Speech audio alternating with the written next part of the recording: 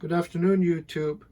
Today is the briefing by President Trump in regards to the WHO failing to warn the world in a timely manner. So, for a delayed response to COVID-19, resulting in God only knows how many more infections and deaths. So he's cutting off their funding, which is about $500 million, 400 to 500 million, pardon me. I just want to play a clip for you about, his speech, and then I'll make my comments after. Thank you very much for watching. I'm instructing my administration to halt funding of the World Health Organization while a review is conducted to assess the World Health Organization's role in severely mismanaging and covering up the spread of the coronavirus. Everybody knows what's going on there. American taxpayers provide between $400 million and $500 million per year to the WHO. In contrast, China contributes roughly $40 million a year, and even less. As the organization's leading sponsor, the United States has a duty to insist on full accountability. One of the most dangerous and costly decisions from the WHO was its disastrous decision to oppose travel restrictions from China and other nations. They were very much opposed to what we did. Fortunately, I was not convinced and suspended travel from China, saving untold numbers of lives. Thousands and thousands of people would have died. Had other nations likewise suspended travel from China, countless more lives would have been saved. Instead, look at the rest of the world, look at parts of Europe, other nations and regions who followed WHO guidelines and kept their borders open to China, accelerated the pandemic all around the world. Many countries said, we're going to listen to the WHO, and they have problems the likes of which they cannot believe.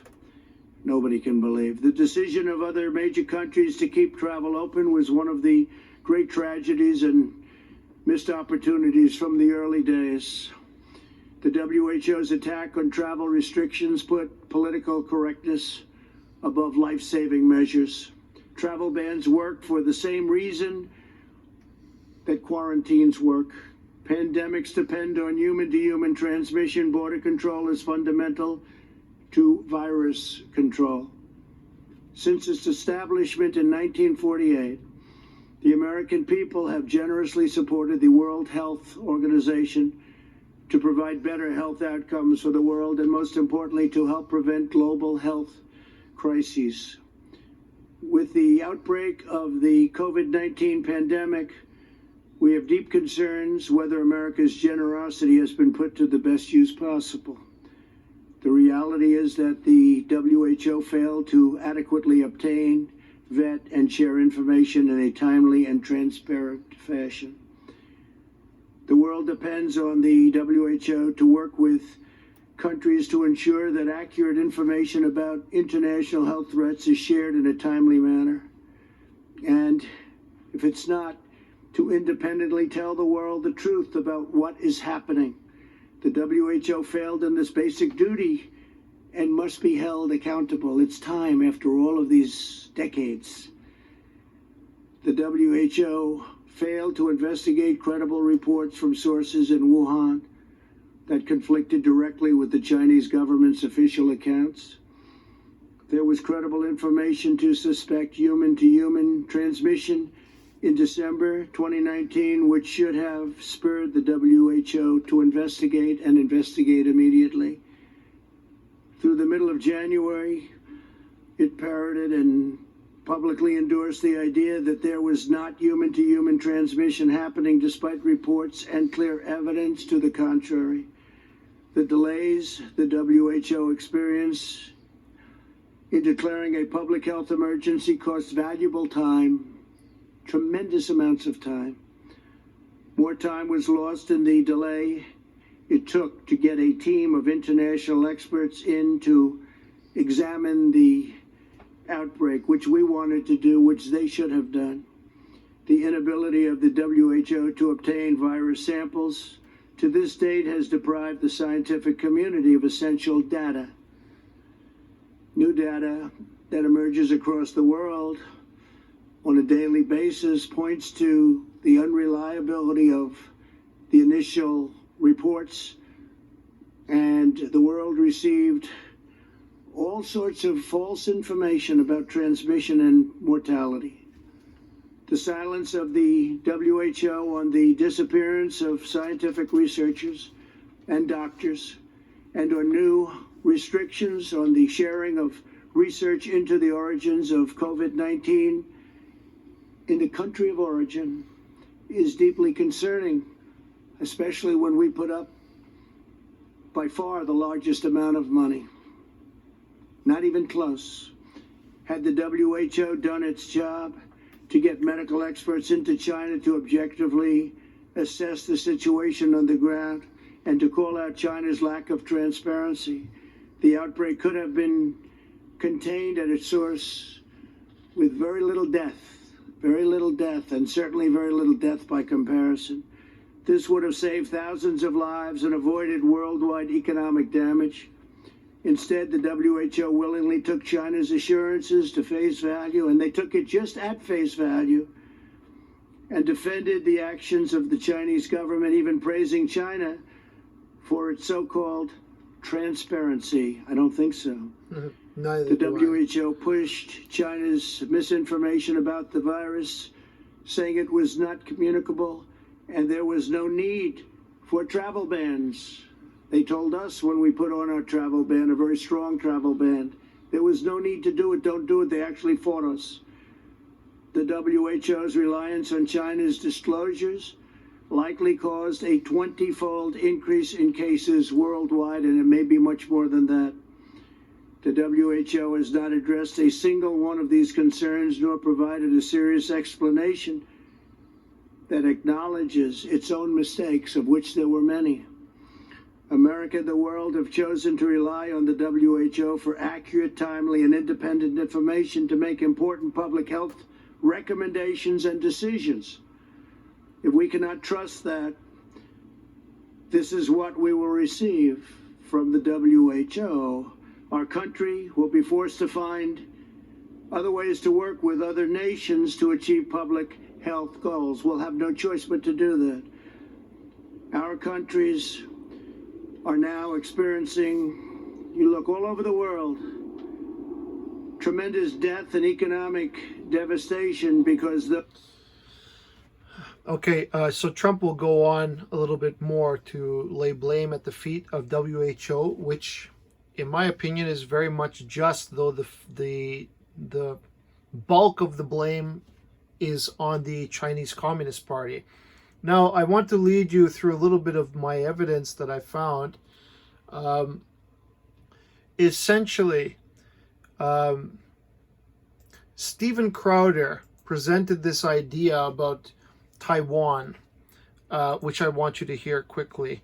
So I'll just play the clip and then I'll make my comments afterward. The Trump administration thought that it wouldn't be as severe as it would, and that is true. Right. They declared an emergency, same timeline, but they didn't think it would be as severe because they were given information from from China, and the World Health Organization corroborated. So I am not mad because they said no evidence of human-to-human transmission on January 12th because they made a mistake. I'm mad because Taiwan directly gave who evidence of human-to-human transmission in December. They provided them with proof of doctors getting sick from the coronavirus patients. It was clear evidence of human-to-human transmission. So why would the World Health Organization not listen and also go out and tell everyone else the exact opposite because they don't even recognize Taiwan as its own state? So here's the thing, too, that really does matter with Taiwan. Obviously, they deny Taiwan sovereignty. So they continue to block Taiwan from membership because China doesn't recognize them. And this is important because of the reason for Taiwan being a separate state. And that's because specifically it applies to the gross human abuses of human rights. Right. Get out of the show map. Someone is there and then the producer getting in the show map. I have these guys and they're like in there. I will murder you. Changing them? So they won't even let Taiwan have a seat at the table as an observer. No. And the reason for that is because Taiwan has been outspoken against China. This is something we've shown before, but I think it needs to be seen as many times as possible. It's as chilling as a clip gets. You don't need a conspiracy. Watch what happens when a World Health Organization official is asked specifically about Taiwan. The WHO considered Taiwan's membership. You see his reaction. Awkward. Hello? With the Sorry, I can't hear you. I couldn't hear your question. okay, yeah. Let me repeat the question. No, So- that's okay. Let's move to another one then. right, because I'm actually curious on talking about Taiwan as well, on Taiwan's case. So there, that arrogant individual, that representative of the WHO, just cut her off right away. But, you know, you may question that I would take my source from Steven Crowder, but I don't believe him to be a stupid person nor his friends. And I think there's credit to be found there, and you cannot appreciate that, but there is credit to be found there with that relationship with Taiwan. And the fact of the matter is that Taiwan has wanted to be their own independent country forever. And in many ways they stand above China because of the way that they've conducted themselves in history. And they've become a very powerful, I would classify them as a nation, and I think Trump will recognize that as well. But moreover, the doctors that did warn the WHO and many, many other sources, nurses and whatnot, about the community transmission, and this is back in December, they warned the WHO, and let's use the example of Taiwan, which was ignored, tremendously ignored. And as Steven Crowder said, ignored, and the opposite information was given. Why? Because the WHO are in the pocket of the Chinese. They're receiving a payout. They're deeply, deeply corrupted by money. And then, to add insult to injury, I learned of this, and I wanted to comment about this many times, but I've been a little bit busy, that China is selling masks that are contaminated with COVID-19. Returned faulty kits. Spain returning faulty kits. Australia seized about 800,000 defective face masks. I apologize for the crooked camera angle. 9,000 kits found that only 30% tested were reliable. That means a 70% failure. Almost the level which they claim were accurate. Let's see. The specifications did not meet the batch. The Netherlands was forced to recall around 600,000 China-made masks as they failed to meet specifications. The Czech Republic also reported returned subpar Chinese equipment, some of which was diverted from Italy to help battle the pandemic. When I'm reading this, I'm thinking that, and this is crazy, but of course it had to come out a little bit sooner than later, that this is the Great War. China has declared war on the world. And this virus is the device, the weapon that will bring it about. Designed to mostly cripple the U.S. economy. It doesn't make any logical sense to me why they would attack countries whom are their allies and with which they do business with. But at the same time, those that had a dominant population of Chinese were also coincidentally infected. And that's probably due to travel by individuals who were infected between countries. So it's not a racist claim. It's a factual claim of biology. If you have those that ignore the borders and don't obey the quarantine parameters, let's say, and keep their borders closed, you'll have infections. It's happening here in Canada, for example. Our biggest problem was that the WHO deliberately ignored information they had in hand from countless sources, and deliberately and delayed, I think, 3 months. So that's valuable, precious time to waste when you have a pandemic like this spreading at the rate that it's doing. This is worse than H1N1 and SARS by a large margin already. And, it hasn't, people can claim that it's slowing down, but I don't really buy it. I'm looking at the trajectory of the United States, and I mean, even if they could get a handle on it tomorrow, that's still 250,000 more Americans infected. So the UK reported COVID-19 testing kits sent from China found to be contaminated with coronavirus when they were being surveyed by a Luxembourg-based company. I mean, how much more information do you need? The silver lining here is that hopefully many, many countries, especially, actually everyone, will reevaluate the relationship with China after this crisis has been averted.